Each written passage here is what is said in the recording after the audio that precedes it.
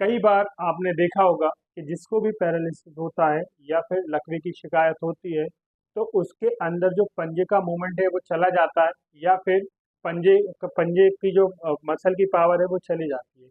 तो ऐसा क्यों होता है, ऐसा किस लिए होता है, ये लोगों को पता नहीं होता। और साथ ही ये भी नहीं पता होता है कि उसका हम ऐसा क्या ट्रीटमेंट करें, ऐसा कौन सा इलाज हम कराएं जिससे जो पंजे का मूवमेंट है वो वापस आ जाए। क्योंकि कहीं न कहीं जब पेशेंट की वॉकिंग की बात आती है, तो पंजे के कारण उसकी जो वॉकिंग पैटर्न होता है वो गड़बड़ा जाता है या फिर पेशेंट खड़ा भी नहीं हो पाता।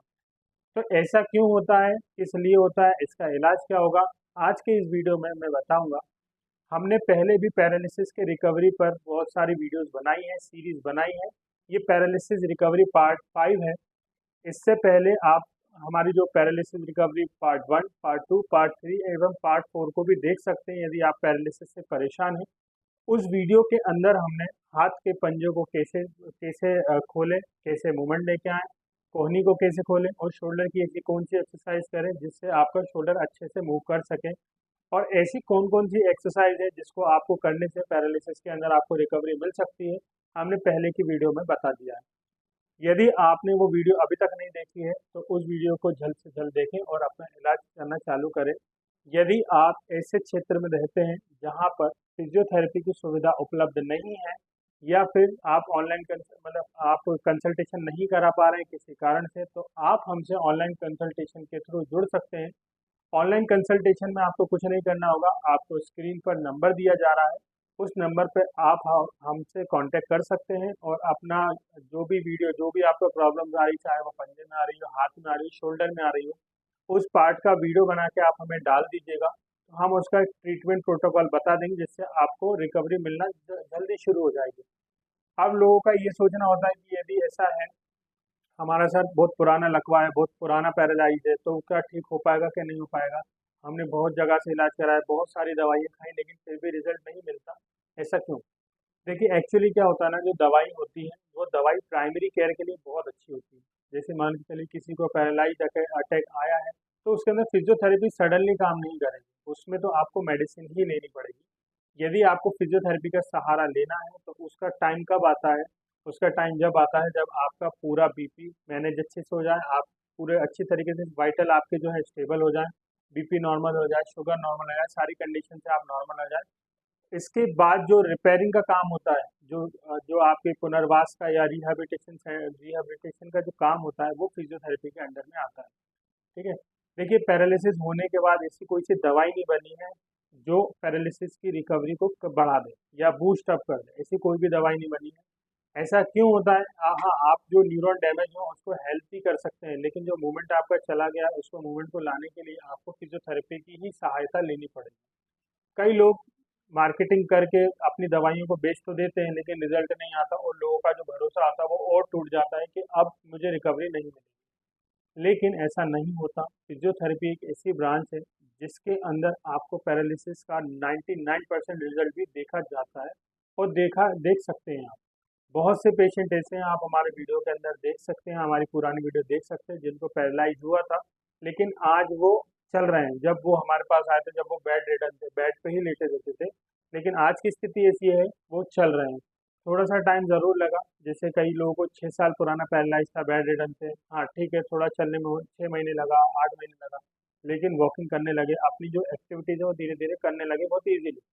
तो टाइम ये लगता है। यदि आप, जैसे आपको पैरालाइज हुआ है, आप उसी टाइम या उसके 1-2 दिन बाद से ही फिजियोथेरेपी आप कंटिन्यू करा लेंगे तो आपकी हीलिंग प्रोसेस बहुत ही ज़्यादा बढ़ जाएगी और आपका पुनर्वास जैसे आपकी पहले की लाइफ है, आप एक हद तक उस लाइफ तक पहुंच सकते हैं, अपने काम को कर सकते हैं बहुत ही इजीली।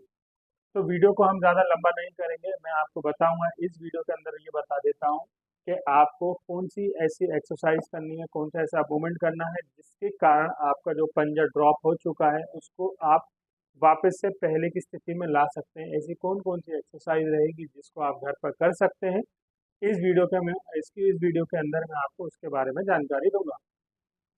यदि आपको इस वीडियो में कोई चीज़ समझ में नहीं आ रही है या कोई एक्सरसाइज आपको करने में दिक्कत आ रही है तो आप हमसे डायरेक्ट कांटेक्ट करके उसको सॉल्यूशन ले सकते हैं, उसका सॉल्यूशन करवा सकते हैं, हम आपको एक वीडियो प्रॉपर बना के दे सकते हैं। यदि आपकी कोई बीमारी ऐसी है जिसके अंदर आपको लगता है कि मुझे इसका भी ट्रीटमेंट कराना है, तो आप हमसे ऑनलाइन कंसल्टेशन ले सकते हैं। तो चलिए वीडियो को शुरू करें।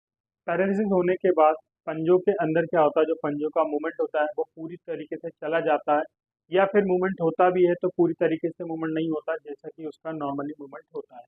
देखिए, मान के चलिए आपके पास दो कंडीशन हो सकती हैं। या तो पहली ये होगी कि जो पंजे का मूवमेंट है वो पूरी तरीके से खत्म हो चुका है, या फिर दूसरी ये होगी कि उस पंजे के अंदर मूवमेंट है लेकिन बहुत ही कम है, जो सिर्फ आपको दिख रहा है कि मूवमेंट हो रहा है लेकिन वो पूरी तरीके से प्रॉपर और अच्छी स्ट्रेंथ के साथ मूवमेंट नहीं हो रहा है। तो कौन सी कंडीशन में हम क्या करेंगे, मैं आपको इस वीडियो के अंदर बताता हूँ। मान के चलिए ये हमारे पेशेंट है, डेमो है, ये डॉक्टर आरती है। ठीक। मान के चलिए किसी पेशेंट को पैरालाइज हुआ है, तो पैरालाइज होने के बाद जो ये जो आपका पंजा है पूरी इस तरीके से ड्रॉप हो चुका है। अब इसके अंदर एक चीज़ ये आती है, यदि आपके को स्ट्रोक अभी रिसेंट में ही आया है, यदि आपको स्ट्रोक अभी रिसेंट में ही आया है और आपने उसका फिजियोथेरेपी ट्रीटमेंट लेना शुरू कर दिया है, तो आपके जो एंकल रहेगा, जो पंजा रहेगा, उसके अंदर मोबिलिटी बनी रहेगी। लेकिन बहुत टाइम होने के बाद, मान के चलिए आपने 2 साल बाद फिजियोथेरेपी ली, 3 साल बाद फिजियोथेरेपी ली, या 6 महीने बाद फिजियोथेरेपी ली, तो पंजों के अंदर जो कॉन्ट्रेक्चर हो वो डेवलप होने लगता है। मतलब ऐसा है कि मूवमेंट जाने के साथ साथ आपकी मसल इतनी टाइट हो जाएगी कि आपको मूव करने में बहुत ही दिक्कत होगी। तो मेरा आपसे निवेदन ये है, यदि आपको पैरालाइज अभी हुआ है, रिसेंट में हुआ है, तो आप तुरंत ही अपनी फिजियोथेरेपी को कंटिन्यू करा दें। ठीक है। यदि आपके आसपास में कोई भी फिजियोथेरेपिस्ट नहीं है तो आप हमसे ऑनलाइन कंसल्ट कर सकते हैं। तो आइए मैं दोनों कंडीशन पे बात करता हूँ। सबसे पहली कंडीशन में ये लेके चलते हैं कि आपके जो पंजे हैं उसके अंदर किसी प्रकार का कोई भी मूवमेंट नहीं है। तो उसके अंदर हम क्या करेंगे, देखिए देखिए मान के चलिए यदि पंजे का मूवमेंट ऐसा है, तो हम ये कोशिश करेंगे कि यहाँ की जो मसल है, जो कि फ्लेक्सार्स है हमारे, उसको एक्टिवेट करने की कोशिश करेंगे।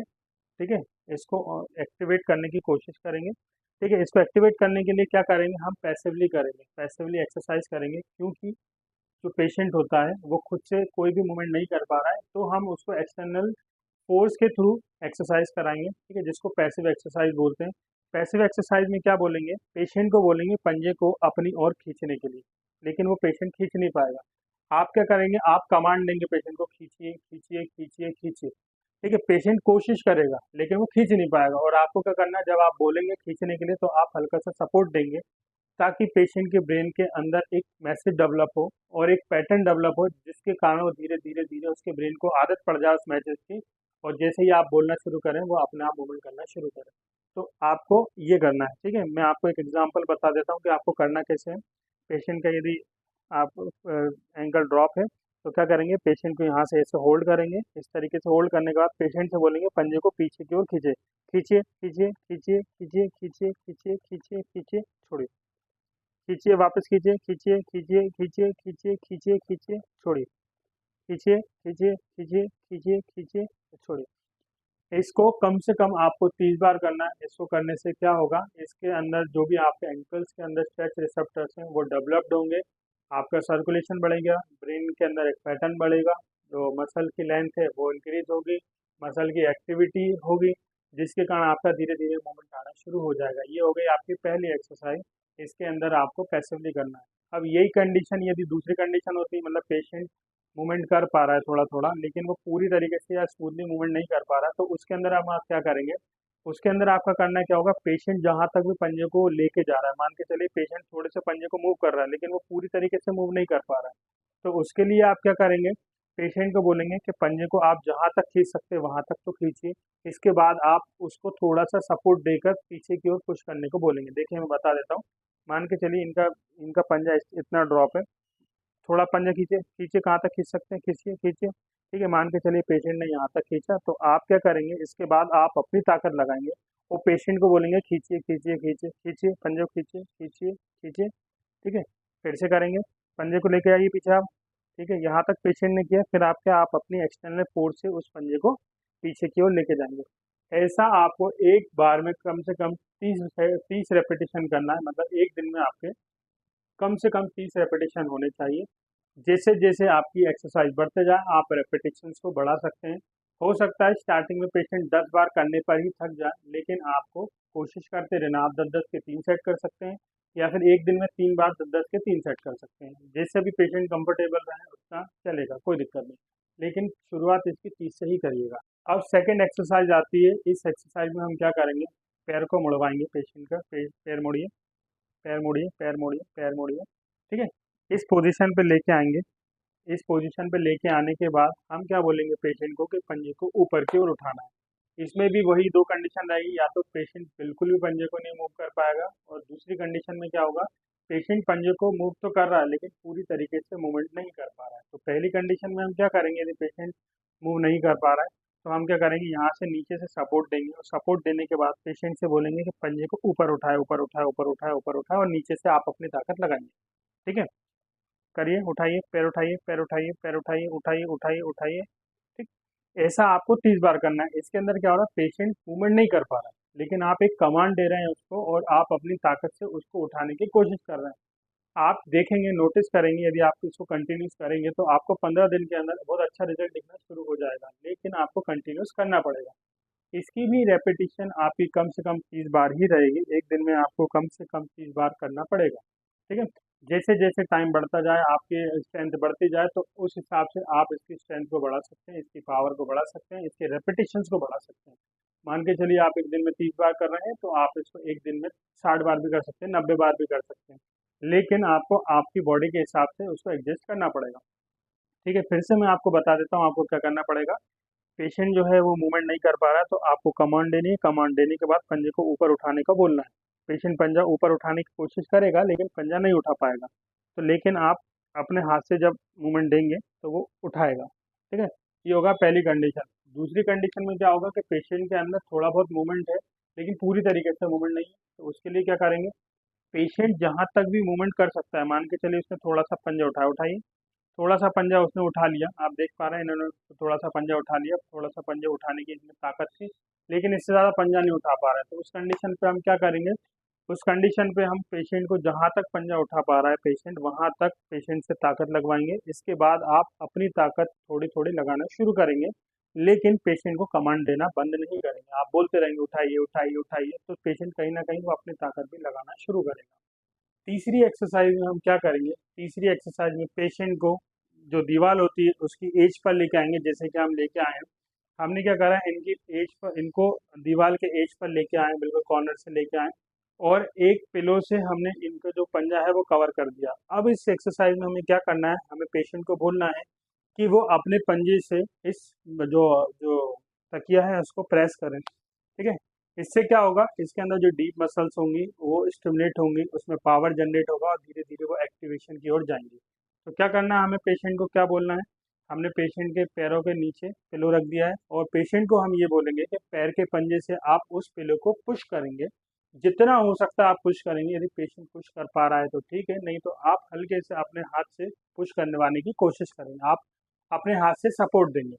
तो ये आपको करना है कम से कम 30 बार। जैसे मान के चलिए पेशेंट दो, वही दो कंडीशन आ गई, या तो पेशेंट कर पाएगा या पेशेंट नहीं कर पाएगा। ठीक है, कर पाएगा तो पूरी तरीके से नहीं कर पाएगा, और नहीं कर पाएगा तो बात ही खत्म। तो यदि पेशेंट थोड़ा बहुत भी कर पा रहा है तो उसको बोलेंगे कि आप पिलो को पुश करना शुरू करें। ठीक है, पुश कीजिए इसको, हाँ, पुश कीजिए, छोड़िए, पुश कीजिए। देख सकते हैं जैसे पेशेंट यदि थोड़ा सा ही मूवमेंट कर पा रहा है तो वो अच्छे से मूवमेंट करेगा। ठीक है, ये देखिए। ठीक, ऐसे ही क्या होगा, या तो पेशेंट मूवमेंट थोड़ा सा भी होगा तो इस तरीके से परफॉर्म करेगा। यदि पेशेंट मूवमेंट नहीं कर पा रहा तो कोई बात नहीं, आप ये उसको कमांड देते रहिए, पुश कीजिए, पुश कीजिए, पुश कीजिए। आज नहीं तो कल वो धीरे धीरे उसके ब्रेन के अंदर मैसेज डेवलप होगा और उसको पुश करने की कोशिश करेगा। ठीक, ये हो गई हमारी तीसरी एक्सरसाइज। इसको भी आपको एक दिन में कम से कम 30 बार रेपिटेशन करनी ही करनी है। ये रही फुट ड्रॉपर, 3 ऐसी एक्सरसाइज जिसको आप घर पर बहुत ही इजीली और बहुत ही अच्छी तरीके से परफॉर्म कर सकते हैं। ये एक्सरसाइज जो मैंने बताई वो बहुत ही कॉमन होती है फुट ड्रॉप्स के अंदर, जो कि पैरालाइज पेशेंट के अंदर होता है। अब ऐसा ज़रूरी नहीं है सिर्फ 3 ही एक्सरसाइज हैं जो आपके पेशेंट को रिकवरी दे सकते हैं। ऐसी बहुत सी ऐसी एक्सरसाइज है जिससे रिकवरी और भी बूस्ट अप हो सकती है। ये जो मैंने बताई ये बहुत ही कॉमन एक्सरसाइज है जो हर फुट ड्रॉप के पेशेंट में भी काम आ सकती है। ठीक, यदि आपको या आप ऐसे एक्सरसाइज घर पे पहले से कर रहे हैं लेकिन आपको रिजल्ट नहीं आ पा रहा है, तो हो सकता है आपको एडवांस एक्सरसाइज की ज़रूरत हो। इस वीडियो में मैंने आपको एडवांस एक्सरसाइज नहीं बताई है, बहुत ही जनरल सी एक्सरसाइज बताई है जो हर इंसान इसको घर पे बहुत ही इजीली परफॉर्म कर सकता है। यदि आप चाहते हैं कि मैं आपको एडवांस एक्सरसाइज बताऊं या फिर आपकी कंडीशन से हर हिसाब से आपके ट्रीटमेंट प्रोटोकॉल बना के दूं, तो आप हमसे दिए गए नंबर पर ऑनलाइन कंसल्टेशन लेकर आप वो प्राप्त कर सकते हैं। ठीक। अब क्या होता है, ये तो हो गया हमारा एक्सरसाइज वाला पार्ट। यदि आप चाहते हैं कि हमें जो पैरालाइज हुआ है उसमें हमें और भी जल्दी रिकवरी चाहिए, तो आप इसके अंदर एक मशीन होती है, उस मशीन का सहायता भी ले सकते हैं। वो मशीन की डिटेल मैं आपको बता दूंगा, आप हमसे कांटेक्ट कर सकते हैं। उस मशीन की पूरी डिटेल मैं आपको बता दूंगा कि आप उसको घर पे कैसे अप्लाई करेंगे, आप उसको कैसे यूज़ कर सकते हैं, उससे क्या क्या होगा, उसके तरीके क्या होंगे, लगाने के तरीके क्या होंगे, उस वीडियो में उस मशीन के साथ हम आपको बता सकते हैं। ठीक है। वो मशीन क्या करती है, जो भी आपके मसल डीएक्टिवेट हो गई, मतलब जो काम नहीं कर रही है, उसको काम करने के लिए प्रेरित करती है, एक्साइट करती है, ताकि वो काम करने को वापस आ जाए। ठीक है। यदि उस मशीन की डिटेल लेना चाहते हैं तो आप हमें नंबर से संपर्क कर सकते हैं, या फिर आप किसी प्रकार से पैरालाइज से परेशान है या अदर कंडीशन ऐसे neck pain, back pain, shoulder pain से भी परेशान है, तो आप हमसे दिए गए नंबर पर कांटेक्ट कर सकते हैं। हम मिलते हैं नेक्स्ट वीडियो में। जब तक के लिए जय हिंद, जय भारत। और हमारे चैनल को लाइक शेयर सब्सक्राइब करना ना भूलें। धन्यवाद।